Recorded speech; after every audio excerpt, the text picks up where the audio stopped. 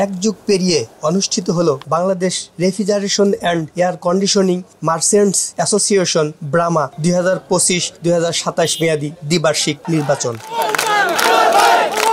এই নির্বাচনে সম্মিলিত ব্যবসায়িক পরিষদের সভাপতি পদে নির্বাচিত হয়ে ব্রামার সদস্যদের উদ্দেশ্যে যে বার্তা দিলেন নবনির্বাচিত সভাপতি মোহাম্মদ আনোয়ারুল ইসলাম। বিজয় তো বিজয়, এই খেটে খাওয়া মানুষ এবং যারা টেকনিশিয়ান আছেন, আমাদের আমদানিকারক যারা হচ্ছে আপনার উৎপাদনকারী, তাদের যদি কাজ করতে পারি তাহলে বিজয়টা সার্থক হবে। আমি যে নির্বাচনী ইস্তেহার দিয়েছি সেই নির্বাচনী ইস্তেহার যদি পরিপূর্ণ করতে পারি, আল্লাহ যদি তৌফিক দান করে, তাহলে আমি যে ওয়াদা দিয়েছি সে ওয়াদা পূরণ করতে সক্ষম হব।